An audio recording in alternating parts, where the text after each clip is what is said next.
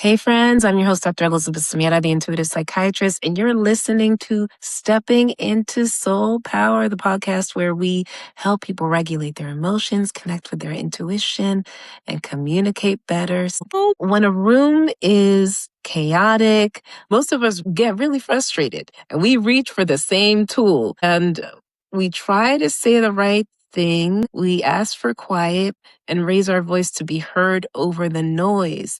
But here's what almost nobody has taught us is that the fastest way to shift a room often isn't something you say at all. It's something you do. And today I'm joined by an energy healer, sound healer, intuitive yoga instructor, coach who works with the breath as a tool for exactly this, not just personal calm, but shifting the energy of an entire room, a group. We're going to talk about why it works, how it works, and how you can use it the next time a room feels like it's spinning out from under you. Laura Dunworth, welcome to the show. Thank you. Thank you so much. It is so nice to be here, Elizabeth, and I'm really grateful to be here with your listeners. And so, yeah, I've got a lot to say about this topic. So first of all, we know that energy is felt and everything is energy, and we can walk into a room and feel the energy if it's a room that's excited and joyful, or if it's a room that has just had tension and arguments and that kind of a thing. And energy tends to be contagious. And I find that if we have an elevated frequency and a state of calm, oftentimes others can feed off of that, and it can help them calm and regulate their nervous systems as well. And I kind of play with this sometimes. I will be in a situation where maybe there's some tension. I will come back to my breath. I will come back to, if you are able to, placing a hand on your heart, a hand on your belly, and kind of just feeling into your breath, feeling into the belly breath, the heart breath, the full inhale through your nose, the exhale through your mouth, really kind of getting into that calm nervous state. And then oftentimes just also focusing on an emotion of gratitude, of peace. Maybe it's just being grateful for a beautiful day, being grateful for the people that you love. We tend to get into these states of heart coherence with our gratitude and with our breath. And I will find that if you're doing this and you're coming to a place of calm yourself, people will actually come up to meet you. Or if they don't want to come up to meet you, they will leave.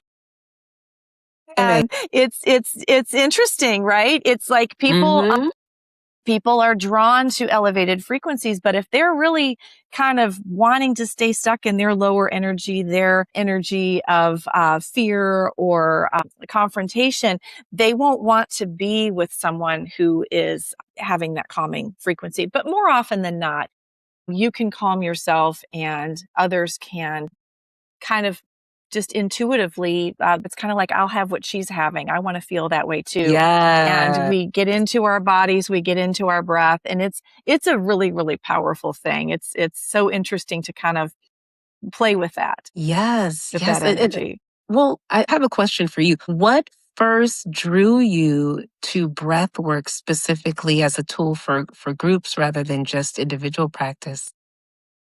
Well, so I'll tell you a little bit about my history. I used to be an elementary school teacher, and I would find, like you said, kind of coming in from recess or getting ready to take a test and needing tools to help the kids settle down. So I kind of dabbled a little bit in the breath work when I was working with children. And I've actually written 2 books, a breath work book for parents and children, and then a book for teachers and students, which teach the children and the educators and parents different breathing techniques, box breathing, where we do a little bit of holding, breathing to a rhythmic beat, different types of techniques of breath work. But what I found personally where I really started delving into breath work is when I had a personal loss. My younger brother passed away about almost 30 years ago, and I was going through grief that I was having a really hard time navigating. And I found that my body was holding on to the emotions, holding on to tension and sadness and grief and overwhelm.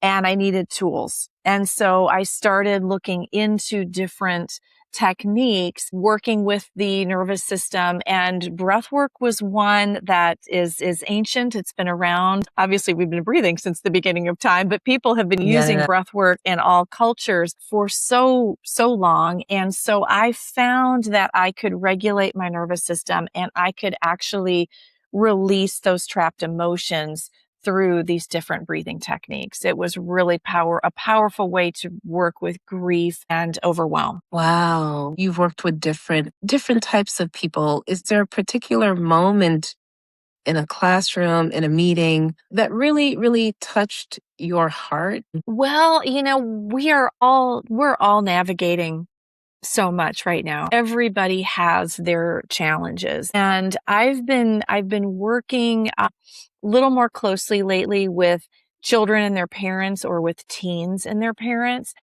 Yeah. I find that God bless you. we have so many distractions, right? And the teens do. I mean, these these things, the social media, the scrolling, the phones, the comparison.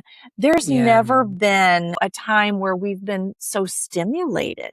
So I find that so many of the things that I teach really go hand in hand. We have to, first of all, pay attention to what we're feeding ourselves, not just with our healthy food and water, but what are we consuming? What are we watching?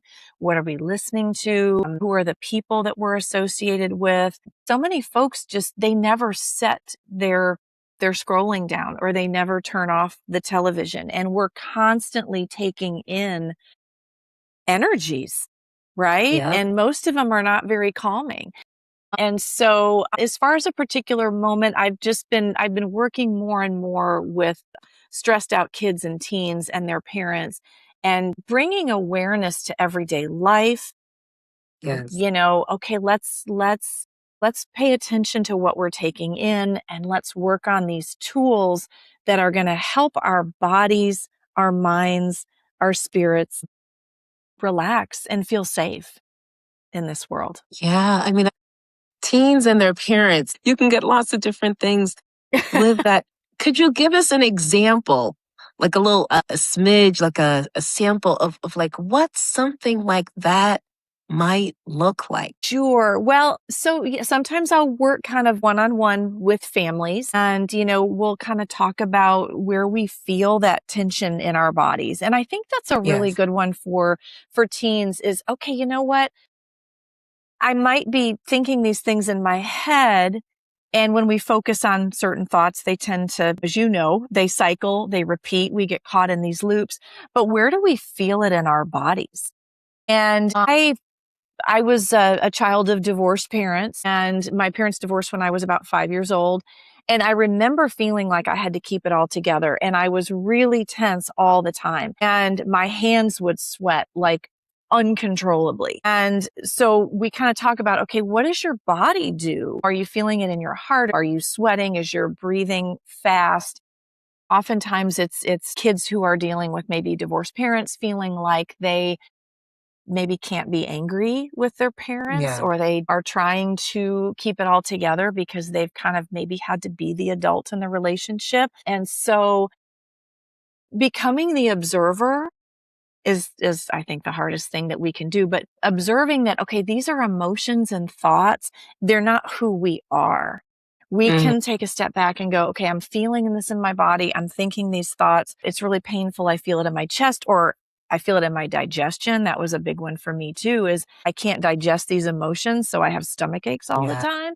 And noticing that our bodies are a direct reflection of what's going on energetically with our minds and our hearts. And so trying to teach kids, teens, to go, okay, let's take a deep breath. Where are we feeling this? What are we noticing? Can we kind of watch ourselves like we're watching a movie and take a step back and go, okay, that's not who I am. And these thoughts and feelings will pass. They're not who I am. I can watch them, observe them, thank them for the information, and then let them go. Yes, yes. Remembering that nothing is forever, everything is transient, and that eventually hard times pass is, I Yes. guess, for adults who are walking into chaotic environments, is there something that you might recommend they do when they're stepping into a chaotic situation? Well, I think that becoming Mm, present, becoming centered. Oftentimes, if I'm walking into a situation that I know might be challenging, I just take a moment, I sit down, I say, okay, I can feel whatever's underneath me. I can feel the chair underneath me. I can notice the air on my skin. Tune into my breath, feeling it in your belly first, feeling your heart expand, that deep breath in through your nose, out through your mouth. Trying not to get too caught up in all of the, I like to call it future outcome possibilities of this could go yes, wrong and that could go wrong and this could happen and that could happen. But right now in this moment, everything's okay. I'm safe. I'm calm, I'm centered, I'm present. And I think getting yourself calm and present and centered, and then walking into a situation, trying to do maybe more listening, at least at first, connecting with people, looking at them in the eyes, really trying to listen to their hearts, really trying to, yes. give them the benefit of the doubt and really trying to listen fully before you respond, because so many times we just tend to react, right? We just tend to react. Yes. Something might set us off, we tend to react. And being a yoga teacher, I have to let my words land when I'm teaching a class. I have to say something and then let it land, and it's really helped me become a better communicator because I'm doing more listening, I'm doing more observing, I'm very, very present in the moment. And I think that helps tremendously when you're walking into a stressful situation, is to just get yourself present and centered. I love that. What you described, they sound like getting grounded, grounding techniques, not getting caught up in the future and catastrophic thinking and just being present and centered. We have two ears and one mouth for a reason. And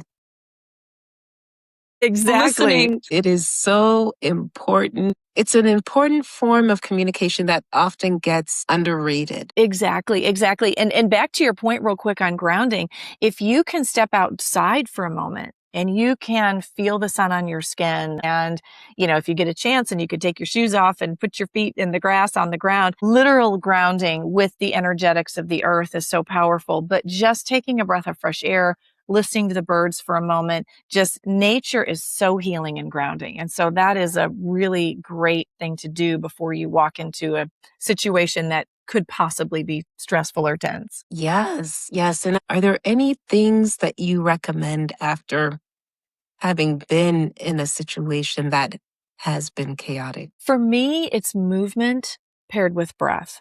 So Mm, we carry all of our emotions and tensions in our physical body. A massage therapist will say the issues are in the tissues. And I know, isn't that good? I If love you it. can maybe do some stretching with your breath, just conscious movement, going for a walk. I'm also a big fan of EFT, emotional freedom technique, which is Yeah. tapping on acupressure points. You're tapping on those points that the acupuncturist would be placing the needles, but you can do this yourself. And each of these points correlates to an energy center or an organ in your body. And you are literally tapping out the tension, the emotion, the stress, the trauma. It is a phenomenal technique that is used for, everything from PTSD to headaches and allergies, where we're moving energy. So, whether it's yoga or a walk in nature or a little bit of self tapping, movement, I feel, is a really, really great way to release and let go of that trapped energy. And you said movement paired with breath. Why? Ooh, that's a good question. Well, our breath does so much for us when we are moving and breathing in kind of a rhythmic way. Whether it's inhale, arms up, exhale, arms down, or something like that. We're not only oxygenating our body in the proper way, because when we're stressed and tense, we tend to breathe from our chest very Mhm. shallowly. And so we are taking in too much oxygen. We're creating oxidative stress. And so when we breathe in a very slow, rhythmic way, we're creating, not only the perfect amount of oxygen in our bodies, but we're also creating a vibration that vibrates our vagus nerve, which also helps to bring us into that parasympathetic state, and we're out of the fight or flight. So it's the conscious breath, the conscious movement. It all works together to bring you back to that grounded and centeredness that, believe it or not, is actually our true nature, right? Yeah. That's what we're supposed to be like. Yes. I was just thinking you had started off as an elementary school teacher. And when you're introducing, because some people might be like, oh, I've been breathing since I was born. Yeah. Might Right, feel right. awkward being told how to breathe. Like, how do you introduce this without it feeling forced or strange? Well, I tell people that it takes time. So my husband is a great example. I started Okay. teaching him breath work probably about a year ago, and his response was really great. He said, "It kind of stresses me out to think about breathing." And I was like, "Yeah, I guess that could definitely be the case, because that's the one function that our bodies have where it's automatic, thank goodness, but we can also control it and regulate it. But the first time you start paying attention to your breath, it feels pretty foreign, and it can Mm. kind of bring up a little anxiety. And so I start people out with just that slow rhythmic breathing, listening to maybe some gentle music. Then we can maybe move into some gentle breath holding, because again, when we hold the breath, we regulate the oxygen and get it to where it needs to be. But just knowing that it's a process like anything, it's a learning curve. It's natural, but we can control our breathing. And with that control of breath, we can regulate our blood pressure. We can help our sleep patterns, all of these things. So I have some recorded practices that are, some of them are 2 minutes long, some of them are 20 minutes long. And you just kind of go through, I have a 21-day breathwork course, and it starts out slowly. It's like, okay, let's just notice what that brings up. If that brings up anxiety, and go, okay, that brought up anxiety. It's all right. It's not going to last. And I'll come back to it and maybe try it again for a little bit longer tomorrow. And pretty soon you get to a point where you're like, oh, wow, this is in my toolbox. This is something I use every day, because it really makes me calm, helps me in my life. Yeah, and I want to emphasize this. It can be incredibly powerful. And there's such a wide range of what breath work can look like. And I wonder if True. you could talk about the some of the different types. Like I know there's holotropic breath work. There's a lot out there, but I guess are there specific types that you found to be particularly helpful? Yes. And you're right. The holotropic breath work does get into some pretty, deep emotional healing. I typically stay a little bit more surface. I don't typically get into the hyperventilating breath work. I stay with the full diaphragmic breathing breath work. But, when I'm working with the kids, I always like to tell them that our Navy SEALs, and I'm sure other highly trained specialists and people in stressful situations, use box breathing, which is just a Yeah. rhythmic breathing where you inhale for a count of 4, you hold your breath for a count of 4, you exhale for a count of 4, and you hold for a count of 4. So just kind of like a box. And that just, your brain, your body, your breath all come into a very synchronized place. So box breathing is one that I teach. I teach a stair-step breathing. A lot of these visuals I have for kids where, you inhale, you hold your breath, you inhale again, you hold your breath, and then you exhale like you're sliding down a playground slide. So Oh, I I call love that that. stair-step Love breathing. I it. know, right? Humming. One of the things we do in yoga is we chant Om and the different chants. And the reason why the yogis do that is because of that humming vibration. So you don't have to. Yeah. You can sing, you can hum in the car. For the kids, I teach them, we call it honeybee breathing, where we just inhale and we hum like a bee sound. And again, not only does that regulate the oxygen in the breath, but it creates a deeper vibration with that vagus nerve. So those are some of my favorites. I tell people, do it in the car, turn on the radio and hum along to whatever song is on the radio. And you will be surprised by the end of the song, you will be pretty calm. Yes, yeah. Humming is known to activate the parasympathetic nervous system that relaxes us. So I love the examples that you're giving because these are all practical things that people can do on their own. I Yes. wonder for facilitators, for teachers who where their nervous system matters.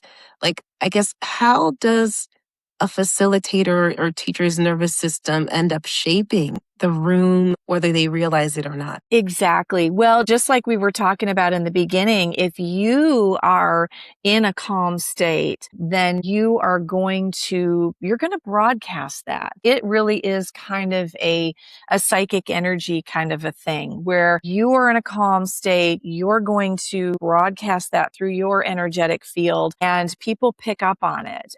And so, yes, for people who are I remember Tony Robbins talking about that he would just do a little breath work and get real calm and present so that he could go out there and do his thing and stay in this high vibration. So it has Yeah. a lot to do with you are, for lack of a better word, you're controlling the energy in the room. You Mm. are going in there in this high vibration state. You are calm and grounded and centered. And people will pick up on that. And most of the time, they'll end up mimicking you because it's just kind of a subconscious thing that they pick up on. It's really neat.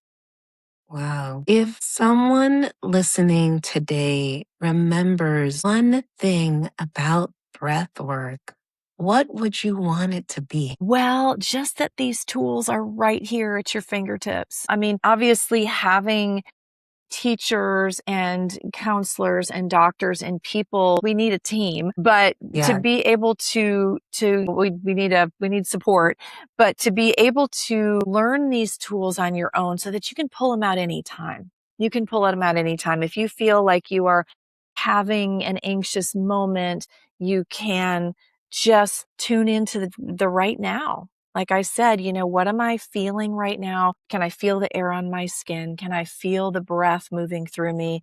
Maybe step outside, get a little glimpse of sunshine and nature sounds and say, okay, what? I don't need to be in the future.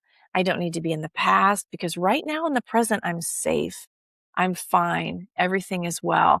And so just, yeah, tuning into that breath and tuning into the moment. Really, really, really powerful, really simple, and something that we can just practice day in and day out. So it becomes more of who we are, more of our natural state is available to us. That is so beautiful. It is so that it becomes more of who we are, our natural state. Lovely.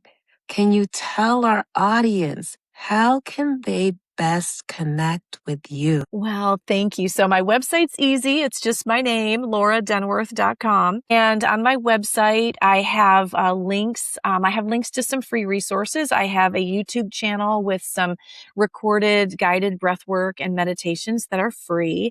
I also have my books. I have my children's breathwork books for parents and children, teachers and classrooms. Working on the teen one right now, should have that done soon. And I also have another beautiful book called Remembering the Light, An Awakening Journey Through Grief, Signs, and Sacred Remembering. And it is about waking up to the subtleties, the synchronicities, the signs all around us. Maybe we've lost a loved one, and remembering that we have helpers seen and unseen. So that's my latest book, and it's a really beautiful resource for anybody who's going through grief right now. Thank you. Thank you so much.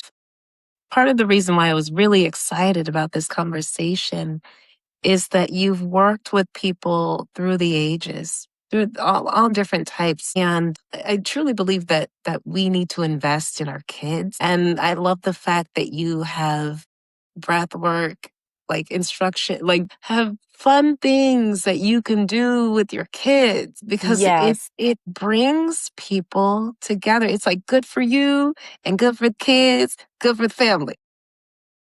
Exactly. It's a family activity. And I've had Yeah. so many parents tell me, oh my gosh, I bought this for my child and I've learned so much from it. And I'm humming, I'm doing the honeybee breathing. And all of these Yeah. activities are, 2 to 3 minutes long. And I've got some journal prompts where they can kind of observe their emotions, what they're feeling. But it's a family affair. And it is a really beautiful thing to teach children these tools at such a young age so that they can take them with along on the ride of this sometimes stressful journey of life. Yes. Well, Laura Dunworth, thank you so much for being on the show. Thank you, Elizabeth. It's been my pleasure. Thank you so much for having me.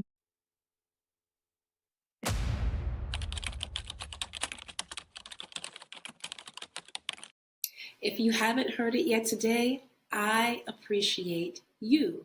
The soul in me honors the soul in you. If you'd like to see more episodes like this, please subscribe or click here. And friends, if this spoke to you, leave a comment below. We would love to hear from you.